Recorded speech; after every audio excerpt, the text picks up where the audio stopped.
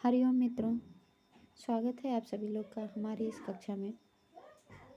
कैसे हैं आप सभी लोग और कैसा चल रहा है आप सब लोग का अध्ययन। आशा करते हैं आप सभी लोग स्वस्थ होंगे, मस्त होंगे और अपनी तैयारियों में व्यस्त होंगे। तो आइए आज हम अपने यूजीसी पाठ्यक्रमानुसार जो छठी इकाई में वर्णित है उसमें वाक्यपदीयम एक ग्रंथ है। उस वाक्यपदीयम में जो टॉपिक दिया गया है पाठ्यक्रम में उसके अनुसार हम पढ़ेंगे। वाक्यपदीयम का शब्द ब्रह्म का स्वरूप।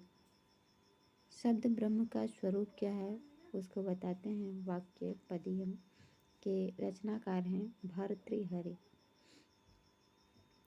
इन्होंने अपने प्रथम कारिका के माध्यम से बताया है। वाक्यपदीयम एक दार्शनिक और व्याकरणात्मक दोनों ग्रंथ हैं। दार्शनिक ग्रंथ भी है, व्याकरणात्मक ग्रंथ भी है। यदि आप इसे केवल दर्शन के माध्यम से देखते हैं तो आप नहीं समझ पाएंगे। यदि आप केवल व्याकरण के माध्यम से देखते हैं तो भी नहीं समझ पाएंगे। आप इसे दोनों ही नज़रिए से देखिएगा, दर्शन की दृष्टि से भी और व्याकरण की दृष्टि से भी, तभी आप इस ग्रंथ को समझ पाएंगे। जब आप समझ पाएंगे अच्छे से तब आप इसके प्रश्नों को भी हल कर पाएंगे। हम इसमें शब्द ब्रह्म का स्वरूप बताएंगे और इसके अगली कक्षा में इससे संबंधित प्रश्नों को भी लेकर के आएंगे। तो आइए पढ़ते हैं शब्द ब्रह्म का स्वरूप। वह शब्द ब्रह्म कैसा है। अनादि निधनम ब्रह्म शब्द तत्वं यदक्षरं विवर्ततेऽर्थ भावेन प्रक्रिया जगतो यतः। शब्द तत्व ब्रह्म, वह जो ब्रह्म रूपी शब्द तत्व है। शब्द तत्व की बात चल रही है। ब्रह्म रूपी शब्द तत्व है वह कैसा है। अनादि निधनम ब्रह्म, आदि और निधन से रहित है। अर्थात इस सृष्टि से पहले ही उसका स्वरूप था, उस शब्द का स्वरूप था, वह शब्द था। वह शब्द तत्व का आदि मतलब आरंभ कब हुआ और इसका नाश कब होगा यह कहा नहीं जा सकता। वह अनादि है, अनादि है और अनिधन है। आदि और निधन से रहित जो ब्रह्म रूपी शब्द तत्व है और जो अक्षरम, क्षर माने नष्ट होना, जो नष्ट नहीं होता, अक्षरम जिसका नाश नहीं होता है, उस वह अर्थ भावेन विवर्तते, अर्थ के भाव से, अर्थ के रूप में विवर्तते माने प्रतीत होता है, परिवर्तित होता है। पूर्ण रूप से परिवर्तित नहीं होता है। विवर्त उसे कहते हैं जैसे हमने रस्सी को देखा, रस्सी में सर्प का भान हो गया, सर्प के रूप में हमें वह दिखाई देने लगा, उसे कहेंगे विवृत, विवर्तते, परिवर्तित हो गया। तो वह जो शब्द तत्व है तो शब्द तत्व ही, लेकिन वह अर्थ तत्व के रूप में, अर्थ के भाव में प्रतीत होता है हमें।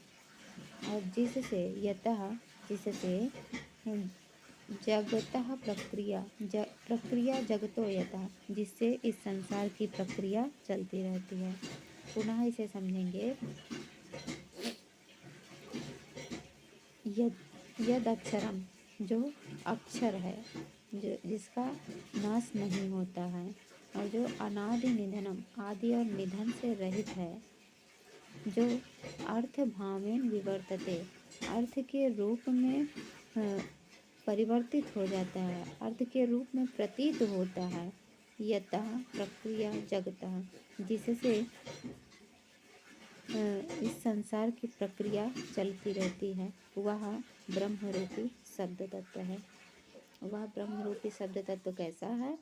अक्षरम, अक्षर है जिसका क्षरण नहीं होता, जिसका नाश नहीं होता। अनादि निधनम, आदि और निधन से रहित है, और जो अर्थ के रूप में परिवर्तित होता है, विवर्त होता है, और जिससे इस संसार की प्रक्रिया चलती है। आप ये सोचिए कि यदि शब्द नहीं होता तो इस संसार की प्रक्रिया कैसे चलती। शब्द नहीं होता तो हम आप लोग कैसे बोलते। कैसे लिखते, कैसे अपने विचारों को प्रकट करते, ये शब्द के माध्यम से ही, शब्द तत्व के माध्यम से ही संभव हो पाया है। तो शब्द तत्वम प्रक्रिया जगतो यतः, शब्द तत्व ऐसा है जिससे इस संसार की प्रक्रिया क्रियाकलाप चलता है। आइए अगले श्लोक की तरफ चलते हैं।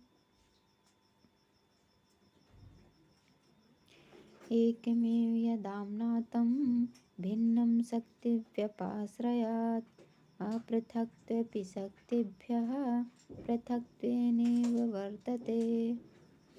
वह जो शब्द ब्रह्म है, एकमेव यद आम्नातम, यद माने जिसको, जो एकमेव एक ही, आम्नात कहा गया है।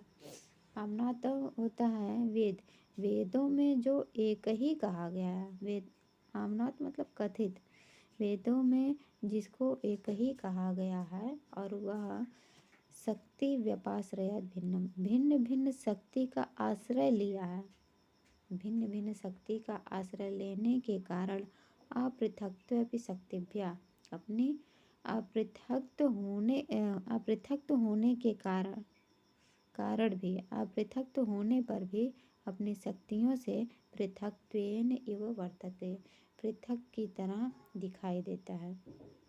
पुनः देखेंगे, जो यद, जो एकम एव आम्नातम, एक ही कहा गया है, जिस शब्द तत्व को वेदों में एक ही कहा गया है कि वह शब्द तत्व एक ही है, और शक्ति व्यपाश्रयात भिन्नम, अपने भिन्न भिन्न शक्तियों का आश्रय लेने से, भिन्नम शक्ति व्यपाश्रयात, भिन्न भिन्न शक्तियों का आश्रय लेने से अपृथक्त्वपि, अपृथक होने पर भी शक्तिभ्या, शक्तियों के द्वारा, अपनी शक्तियों के द्वारा पृथक्त्वेन इव वर्तते, वह पृथक पृथक दिखाई देता है। जैसे कहा गया घटपट, घटपट को छोड़ दीजिए, मोबाइल, पुस्तक, लेखनी, ये तो है शब्द ही, मोबाइल भी शब्द है, लेखनी भी शब्द है, और पुस्तक भी शब्द है, ये सभी शब्द हैं। एकम एव यदाम्नातम, जो एक ही कहा, वेदों में जो इसको एक ही कहा गया, वह सब कुछ शब्द ही है, किंतु भिन्नम शक्ति व्यपाश्रयत, वह अपनी शक्ति से भिन्न भिन्न शक्तियों का आश्रय लेने के कारण वह शब्द ही अपृथक्त्वपि, पृथक न होने पर भी अपनी शक्तियों के माध्यम से वह अलग अलग की तरह प्रतीत होता है। तो मोबाइल, पुस्तक, लेखनी इत्यादि या तो शब्द ही है, किंतु इसमें जो गुण है, इसमें जो धर्म है, उसी गुण धर्म को ही शक्ति कहेंगे, उसी शक्ति के कारण ही यह अलग अलग दिखाई देता है। तो मोबाइल कहा तो हमने इसका, यह अपने मोबाइल रूपी गुण के कारण, अपने धर्म के कारण इसे हम अलग कहते हैं। लेखनी को अलग कहेंगे, वह लिखने का काम करती है, और जो पुस्तक है उसको अलग कहेंगे, लेकिन ये तीनों शब्द ही है, अपने अर्थ के कारण, अर्थ रूपी शक्ति के कारण ही यह पृथक रूप से हमें दिखाई देते हैं, पृथक की तरह प्रतीत होते हैं। आगे देखिए,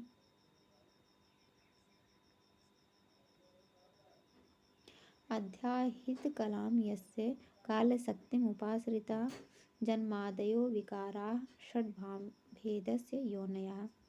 अध्याहित कलाम यस्य, जिस शब्द तत्व के अध्याहित कलाम नित्य है, कलाएं जिसकी, जिस पर कला को आरोपित कर दिया गया है, वह काल शक्ति मुपाश्रित, काल शक्ति का आश्रय ले करके जन्म इत्यादि जो षड विकार हैं, जन्म आदि जो षड विकार हैं, वह अस्य भाव भेदस्य योनयः, भाव यहाँ पर अर्थ को कहा गया, अर्थ के भेद से षड विकार के कारण हो, योनि माने कारण, जन्म आदि जो षड विकार हैं वह अर्थ के भेद से कारण कहे गए हैं। वह शब्द तत्व षड भाव विकार रूपी जो अर्थ है उसके कारण कहे गए हैं, क्योंकि उस पे काल शक्ति का आश्रय लिया उन्होंने। काल मतलब समय शक्ति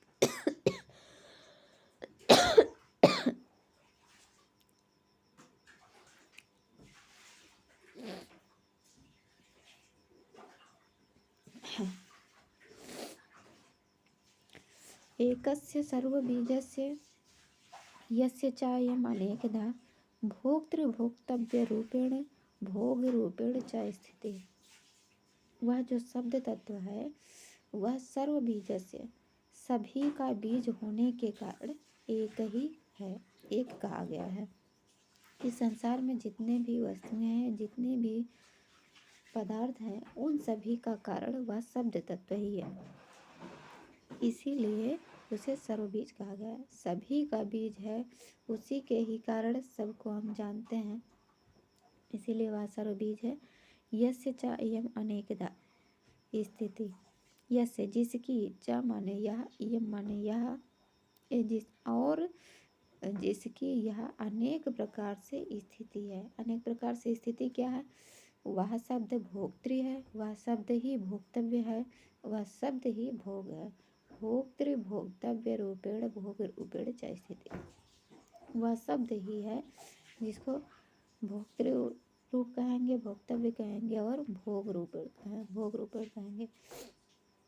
जैसे राम भोजन करता है, राम भोजन करता है तो है तो ये शब्द ही, राम भी शब्द है, भोजन भी शब्द है, करता है यह भी शब्द है, किंतु यहाँ पर भोक्ता भोक्तृ के रूप में, भोक्ता के रूप में भी शब्द है, भोक्तव्य के रूप में है, भोग के रूप में है। भोक्ता कौन है? राम। राम जो शब्द है वह भोक्ता रूप में शब्द है।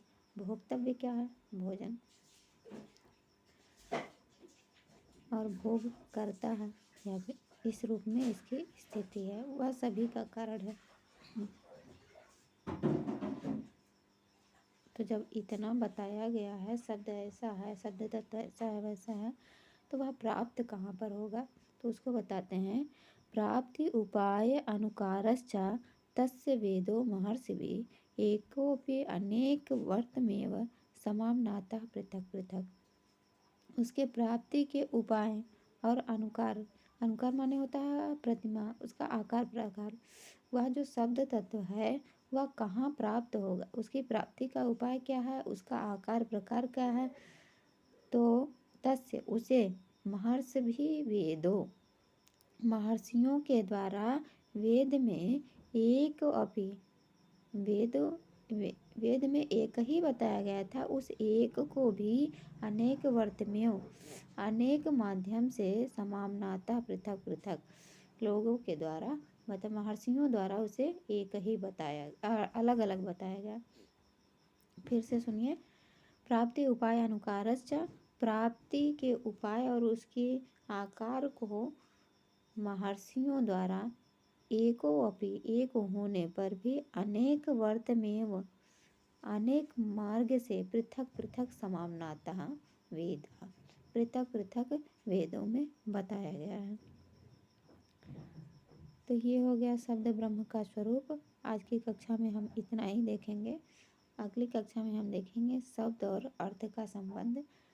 ये पूरी क्लास देखने के लिए आप सभी को बहुत बहुत धन्यवाद। मिलते हैं अगली कक्षा में, तब तक के लिए नमो नमः। इति।